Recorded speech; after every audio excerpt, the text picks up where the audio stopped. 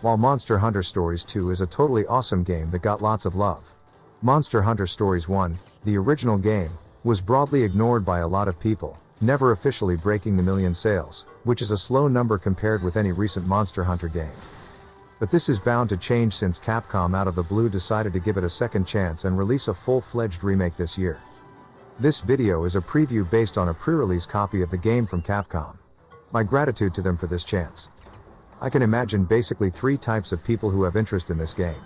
Those who have already played Monster Hunter Stories 2 and those who haven't, and finally those who already played the original release of Stories. I will focus on those who haven't right now, with a future video more oriented to compare the differences between Stories 2 and 1. Since this is one of those rare cases where I expect people to have played the sequel before the original game. And I'm myself one of those, even though I own the original 3DS game. If you have already played Stories 2 or 1, then picking up this game is a no-brainer because it is more of the same you sure already love. Buying this game will totally improve the chances of us having Stories 3 released someday.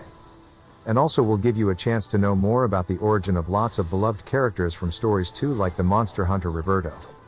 Or why Nabiru looks so weird compared with all others felines. For newcomers, I don't know if I can name another franchise, but this game in one line can be resumed as Monster Hunter. But instead of killing them with as much brutal force as possible, you will also try to pocket monster eggs and raise them to do your bidding in slaying other monsters. Will you be able to hatch them all? The basic loop of the game is to explore some decent-sized areas crawling with monsters, fight them, and either follow a retreating monster to their nest or visit one of the randomly generated nests in the area. Each nest is a randomly generated mini-dungeon where you will also be able to fight enemy monsters or discover items used for crafting or items until you reach a final area where you will find a nest full of eggs. You will be able to search for different eggs, colored depending on the monster that contains, and bring it to your home base where you will hatch it. Every monster is different, with some difference in base stats and most importantly a different innate bingo card of 3x3 containing genes. You are encouraged to kidnap several eggs of the same monster so you can do some mad science gene combining. This is one of the aspects where Stories 1 is a lot better than the sequel. The game allows and even encourages you to do stuff like giving fire attacks to your ice monster. So you end with something that is strong against ice attacks while also dealing extra damage to ice monsters. These monsters also can even change their skin color when you swap their elements around. And I will not spoil the other things you can do. Tinkering with your monsters is one of the most fun things of the game. The combat of the game is turn-based, or you and your monsters versus the different monsters. Unlike certain other game series where you catch monsters, here your rider, that is the term for your main character, is actively combating and can be equipped with 4 weapons types. The bow and the gunlance from the sequel are missing.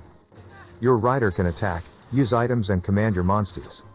You only can have one active monster at a time, and in your turn you can change your active monster once for free. Monsters will select an attack randomly on their own, but you can forcefully command them to attack. Something that will make you spend kinship that is the equivalent to magic points in any other game. Kinship can go from 0 to 100. When the kinship is full, then you have the option to ride your monster. Riding your monster turns you both into one unit, and you can manually command their attacks and also use a special kinship attack that deals lots of damage. And makes the enemy skip their turns and will end them out. The main difference with a traditional RPG is that attacks can be of 3 types: speed, power, and technical, and there is a rock, scissor, paper system going. When an enemy and either your rider or your monster face each other, a head-to-head will happen, and the winning party will do increased damage and you will get a boost of kinship. If both your monster and hunter face one monster and you both select the same kind of attack and win, you will get a double attack that does increased damage and also avoid getting any damage. Enemy monsters are biased towards one of the 3 types, and this allows you to more or less predict what they are going to use. But they also like to mix their attack patterns and also can use golden type attacks or actions where a head-to-head can't happen. It neither helps that they may target your monster and they may had picked the wrong attack type. All this makes the combat more fun and engaging than expected, since while in theory if you know all their patterns you can always win, the randomness of your monster and the enemy will require you to observe the situation and correct it. Just spamming attacks will get you killed.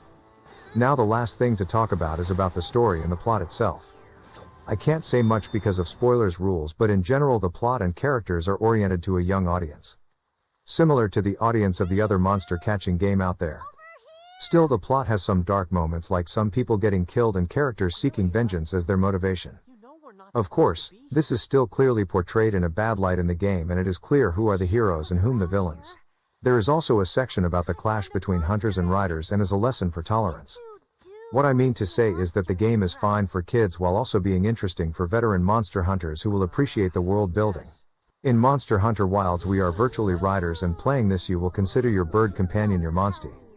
I previewed the game using a laptop with a 3080 card running it at 1080p with 144 frames per second. The performance in my case was excellent with no dips on performance. This is not surprising since this is none less than a port from a 3DS game and the models and textures are simple. The game, as you can see, is nowhere visually close to the main series.